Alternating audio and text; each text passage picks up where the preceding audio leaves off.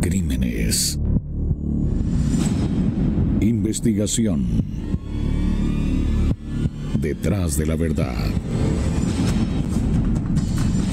Confesiones. Asesinato, asalto, fraude, secuestro, drogas, robos.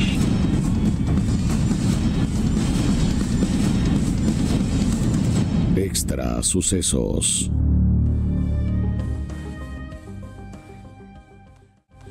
Hola, qué gusto que nos acompañe en esta nueva edición de Extra Sucesos. Hoy recordaremos aquella madrugada de julio del 2005 que dejó la lamentable cifra de 22 muertes en el Hospital Calderón Guardia a causa de un incendio que, bueno, después de toda la investigación que se hizo, se determinó que fue provocado por un funcionario del propio hospital. Así que hoy tendremos un invitado que nos va a contar la experiencia, las vivencias de todo lo que ocurrió en aquel año 2005 y lo que sucedió después de esto, lo que se tuvo que hacer después para el tema de edificios para poder controlar o por lo menos apaciguar situaciones como esta. Pero primero quiero que vean la siguiente información que preparamos para que recuerden lo que sucedió en aquel año 2005. Este año se cumplen 16 años de aquel trágico 12 de julio, en la que 22 personas perdieron la vida por un incendio ocurrido en el ala norte del Hospital Calderón Guardia. Fue en el piso 3 de esa torre donde inició el fuego. Era de madrugada y por ende imperaban el silencio y poco movimiento en los salones del centro médico. Una bodega de sueros fue el punto de inicio del siniestro, el cual se extendería hacia casi todo el edificio, dejando escenas fuertes que permanecen en la retina de muchos. El fuego se llevó a 19 pacientes, quienes no pudieron salir de sus camas, pues la mayoría de ellos estaban en una situación en la que dependían de otra persona para resolver sus necesidades básicas.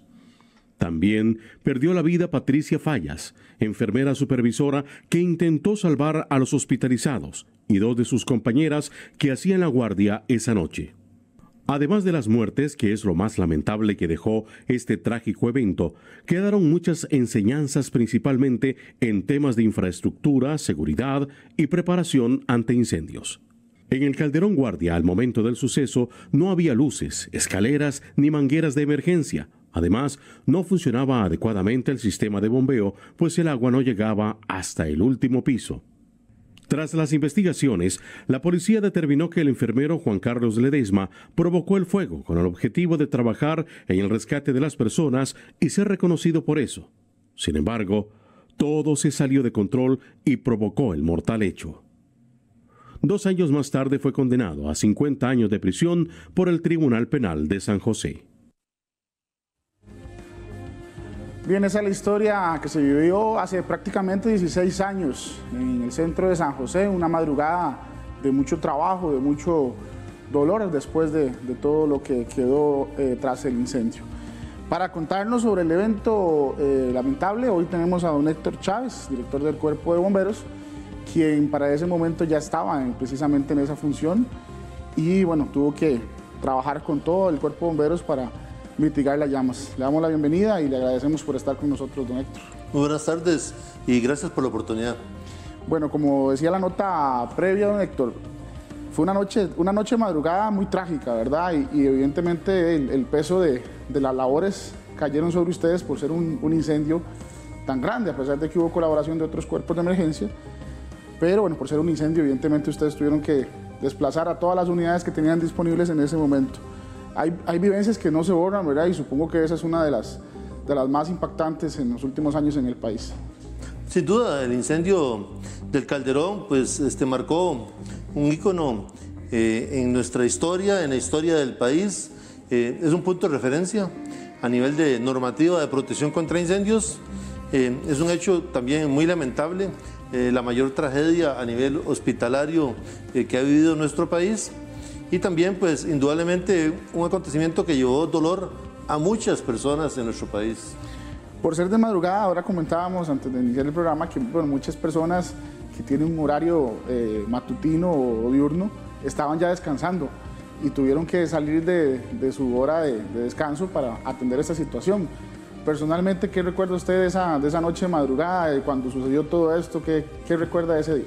Sí, Sí, yo me encontraba ese día pues, en mi casa, que queda pues, a unos 15 minutos tal vez del hospital.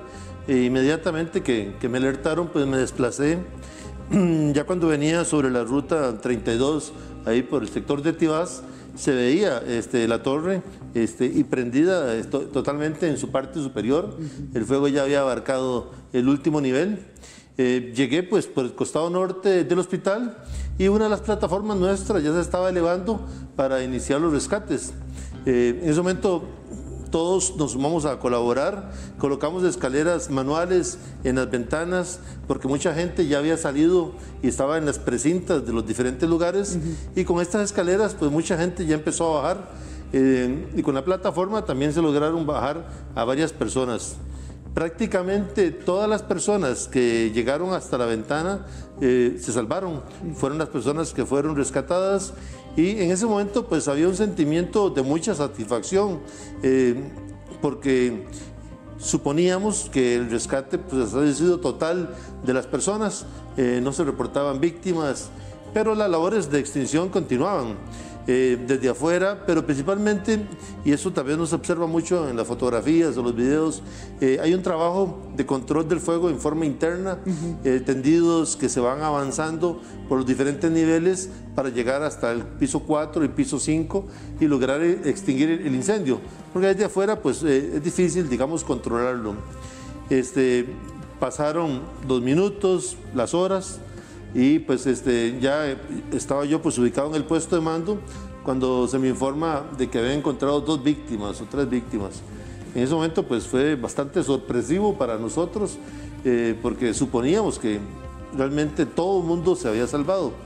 Pero lamentablemente pues conforme pasaba el tiempo las víctimas fueron aumentando. Llegó un punto, recuerdo yo que creo que eran cercanas a 12 víctimas. Y iban a ser ya las 4 de la mañana, cuando pues improvisamos ahí con unas mangueras, una especie de podium y dimos las primeras declaraciones.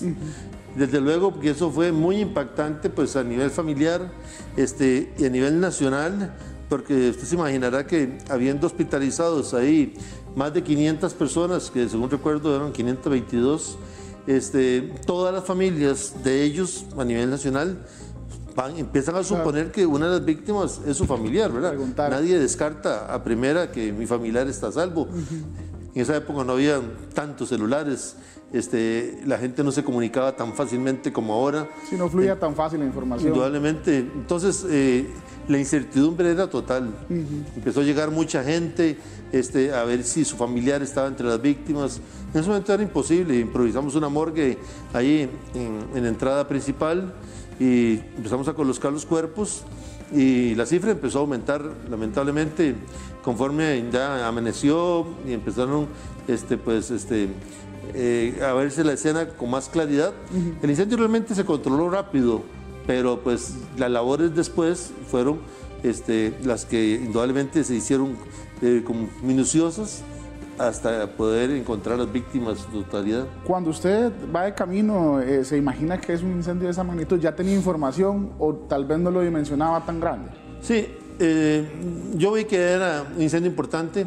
En ese momento, pues, cualquiera que diga que tenía experiencias en incendios, creo que a nivel de hospitalario, pues se estaré mintiendo porque el país no había experimentado eso.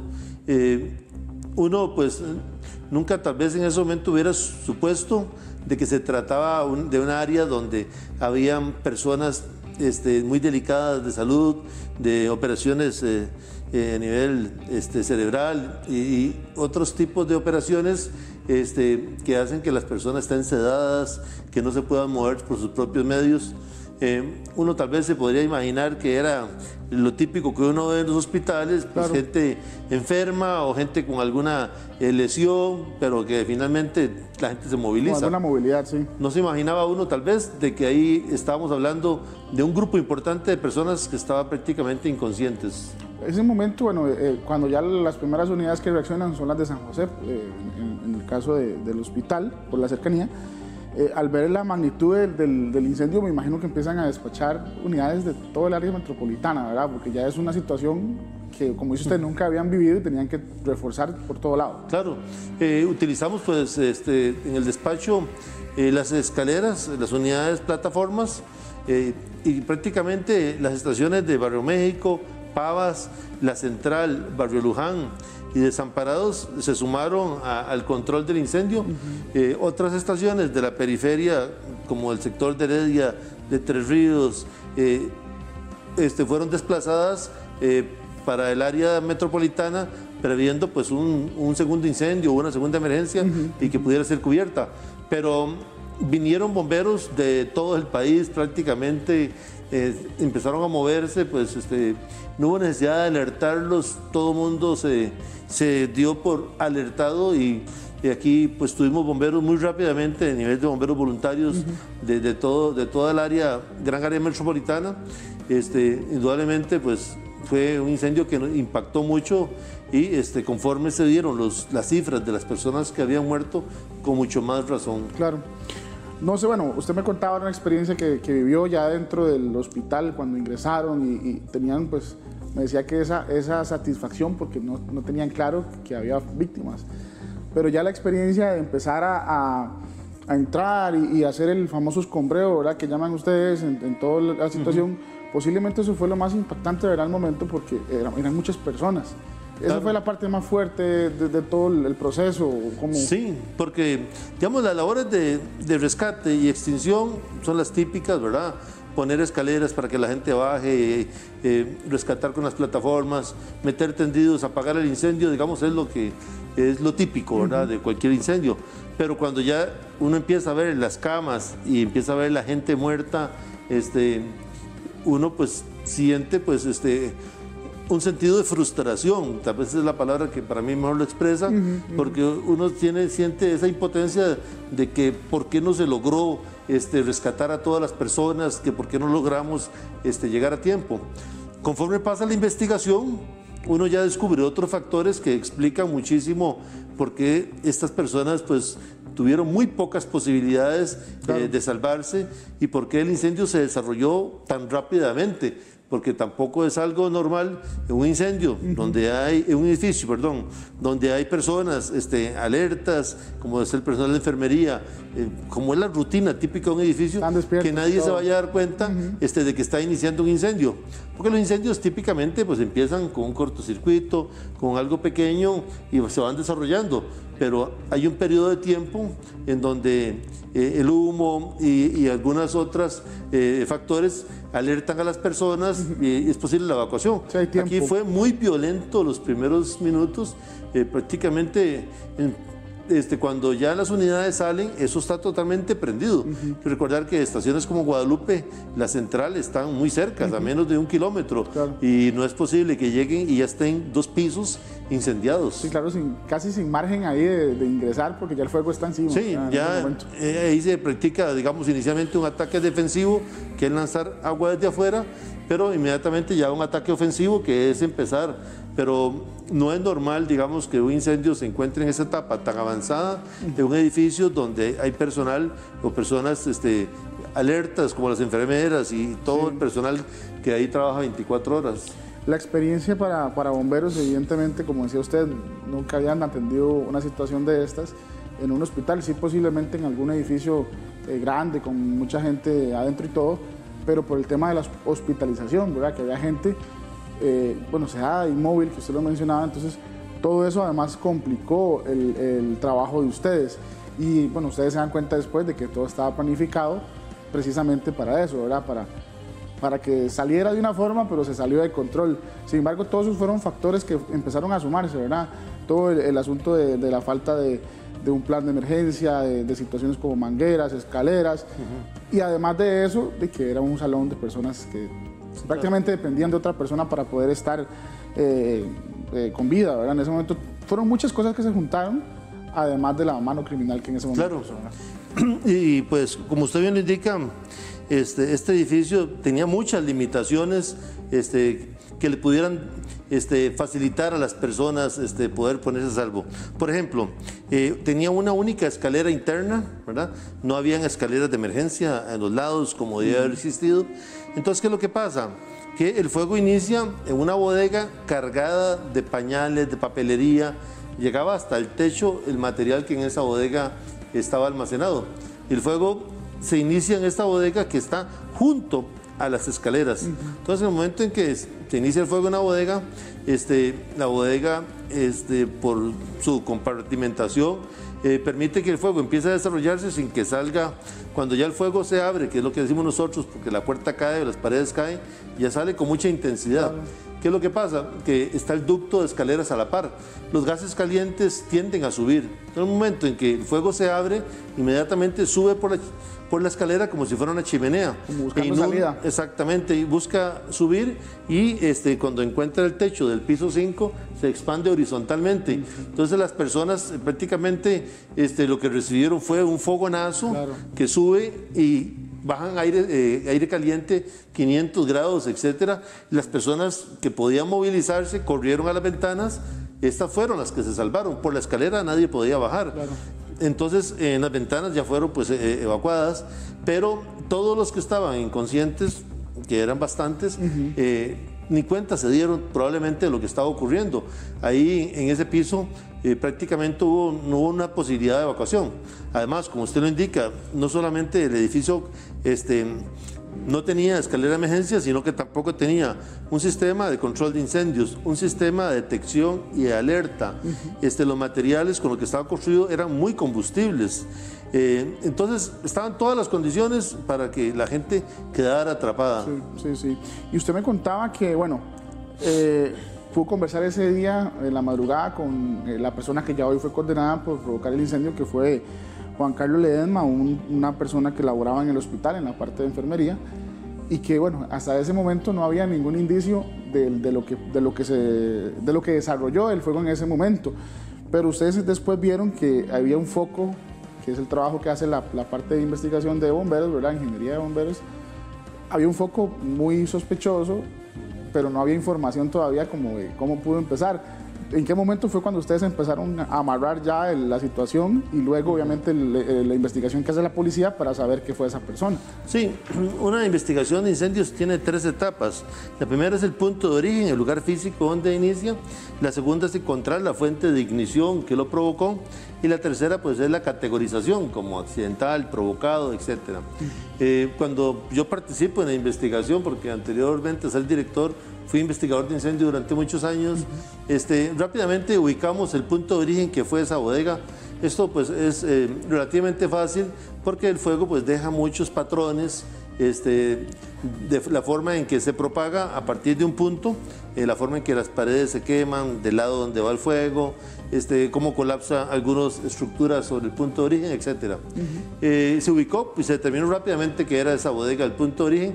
Además estaban las versiones de muchos de los testigos del piso 4 que indicaron que el fuego estaba en esa bodega, ¿verdad?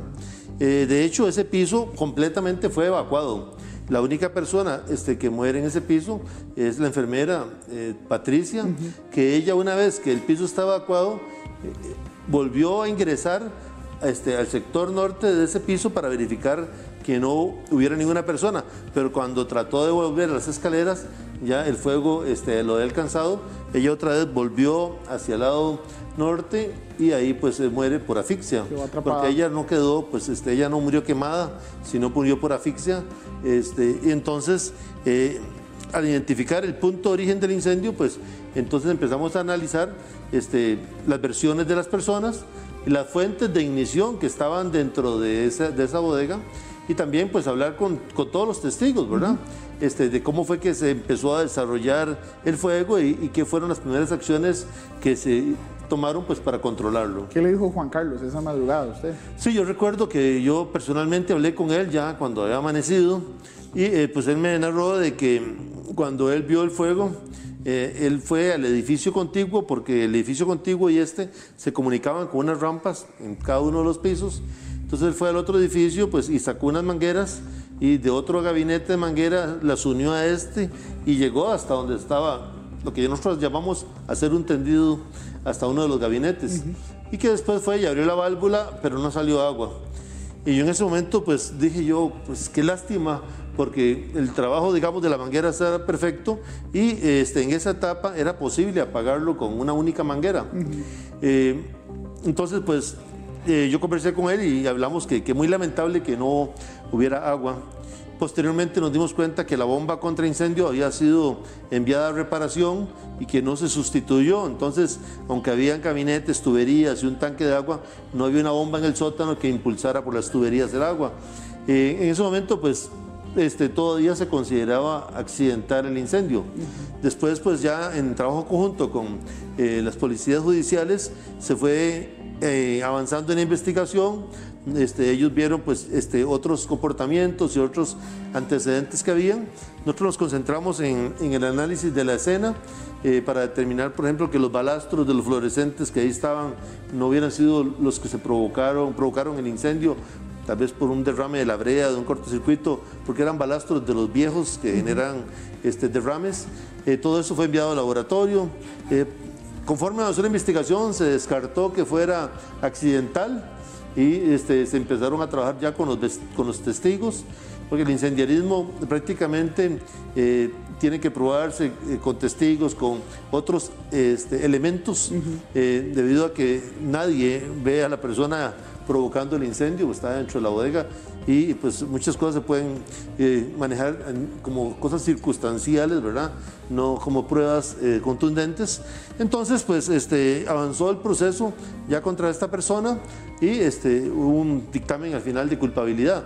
En definitiva, para nosotros, a nivel de bomberos, lo más importante de este incendio es que a nivel de la normativa que regula las condiciones de seguridad de los edificios, hay un antes y un después del incendio del Calderón. Un aprendizaje doloroso, ¿verdad? Por decirlo de alguna forma. Y así es en todo el mundo. O sea, si usted ve las normas de protección contra incendios, cada norma obedece a un incendio, a alguna desgracia. Si hay una norma de rociadores automáticos, es porque murieron muchas personas en una fábrica, por ejemplo, en Estados Unidos. Una norma de extintores, una norma de escaleras. Entonces, recuerdo que en esos días nosotros estábamos en el proceso de oficializar las normas desde hacía 2 años atrás, pero nos habían metido unos recursos de amparo y las normas no se podían exigir en los nuevos edificios que estaban construyendo porque estaban pues, en la sala cuarta por resolverse. Esto que ocurrió aceleró muchísimo el proceso. Rápidamente pues, la sala cuarta declaró a favor la oficialización de estas normas y en los últimos 15 años los edificios que se han construido pasan por nosotros para ser revisados a nivel de planos y se exigen escaleras, rociadores, detectores, un sistema que permita la evacuación de las personas y la extinción de los incendios. Pues es un aspecto positivo en medio de esta desgracia, porque eso ha permitido que otros incendios se eviten. Y si usted ve el hospital de Heredia, el de Alajuela y los hospitales privados que se han construido, todos tienen normativa, escaleras, rociadores, y eso pues es realmente satisfactorio porque el nivel de exigencia que nosotros establecimos se ha cumplido y hay un antes y un después del Calderón. Y las estrategias, me imagino, también de prevención y de trabajo de ustedes también han cambiado porque, por lo que conozco del trabajo que hacen ustedes como cuerpo de bomberos, también tienen esas iniciativas, ¿verdad?, de llevar temas preventivos, no solo a hospitales, sino a otros edificios que son pues, grandes y tienen adentro muchas personas laborando. Entonces, todo eso también cambió, ¿verdad?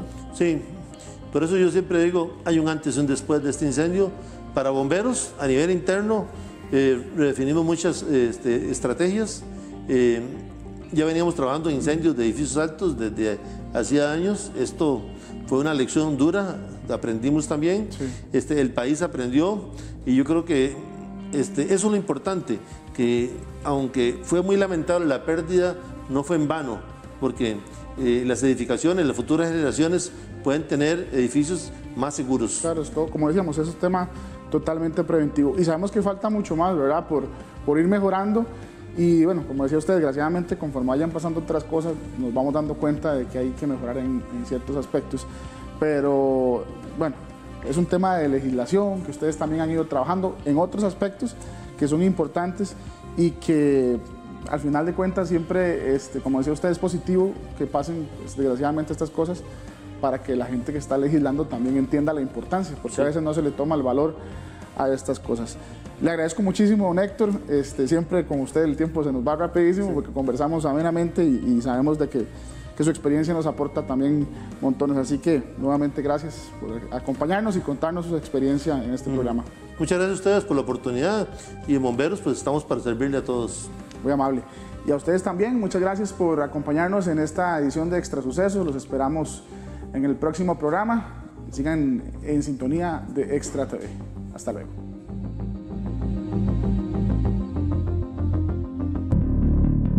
Crímenes. Investigación. Detrás de la verdad. Confesiones. Asesinato, asalto, fraude, secuestro, drogas, robos.